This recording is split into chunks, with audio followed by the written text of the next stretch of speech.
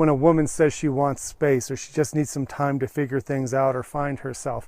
A lot of guys are asking me questions about how do they know the difference between her just genuinely needing some time and space to get her head together and just buying time, really planning a divorce or plotting her departure. How do you know the difference between a woman who just simply wants a little time to herself to relax and recharge, which is normal, and a woman who is quietly plotting her separation or divorce from you? There's a few subtle signs I want to talk about on this video that you should know about. Normally, when a woman is just needing space and time to herself to recharge, to find her sense of identity and to just connect with other people and not feel so smothered and so under the gun for everything at home, she still has a sense of relationship. When a woman is just needing space for herself but is not planning her departure, she still has a sense of her identity as a wife, as a lover. She's still mostly affectionate. She's still mostly kind. She's still mostly attentive.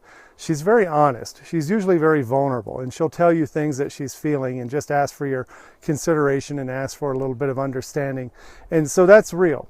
So a woman can be depressed or otherwise disengaged and still not have any plan to leave you. She's just going through that phase where she needs a chance to recharge and connect with herself. And then there's the other part of this, and that is when a woman really is on her way out, when she's buying time, when she's getting all her ducks in a row and she's planning her departure. Whether or not she has somebody on the side doesn't matter, but behavioral changes are pretty obvious.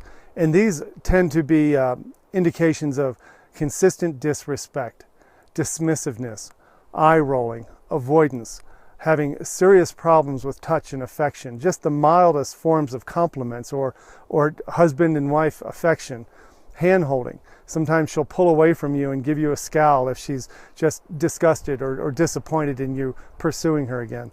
When that kind of activity is going on, you can normally bet it's just not run-of-the-mill, frustration. It's not run-of-the-mill, I'm tired and I need some space. That's usually a sign that something more serious is going on.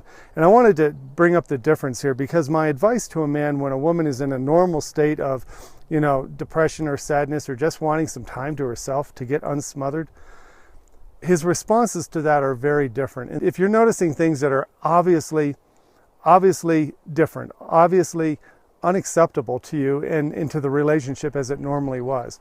If you're seeing disdain and disrespect and words that seem cutting and biting and insulting and things that seem to be totally out of character for her, you're going to have a different response. And this is not a time to step up to fight. It's not time to put the gloves on, but it's a time to step into it, not away from it. It's time to put just a little bit of good pressure on. Maintain your affection. Maintain your good mood. Maintain your proactiveness, maintain your pursuit of her. Don't apologize for being in love with the woman that you think you want to be married to. If she's pulling that stuff, you're going to have to push her buttons a little more and see if she's going to come clean. Now, some guys will start whining and begging and complaining and wanting her to tell him what's going on and have her explain everything. That's not going to work. That'll never work. But what you do need to do is move into the discomfort. You're starting to feel in your gut that something is seriously wrong. Don't do nothing. Just move in. Just continue acting as if you always do. Kiss her, hug her, initiate sex, and see what's going on. I call it pricking the boil. When you know there's a boil festering, there's pus growing, and the infection is getting hotter and redder. I love this analogy.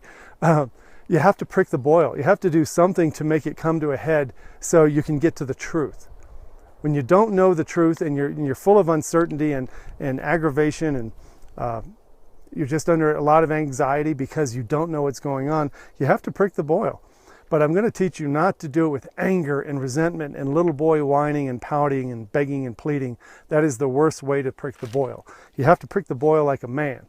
You have to step up and do it in a way that honors you, your mojo, your calm, cool, masculine value, and do it in a way that pushes it to the end, pushes it right to the edge to get her to come clean on what she's thinking. And I'll say this to close the video with, not every woman who thinks she's on her way out is really on her way out. Sometimes they get snarky and disrespectful and dismissive and all of those things I mentioned, and they are plotting a departure, they think. They're not totally sure, but they think. You'll never know. You'll never know what she's really thinking. You'll never be able to have the conversation about what she most needs and what she most feels unless you prick that boil. So my urgence to you, in the case where you think that she's plotting her departure, and this is just not run-of-the-mill depression or sadness or anxiety on her part, that you really need to step up and push it. If you have more questions about this, send me an email. I'd like to talk about it more. This is a hot button lately in the Facebook group we're in, and I'd like to help you navigate these waters. Take care. Thanks for watching, and I'll see you on the next one. Bye-bye.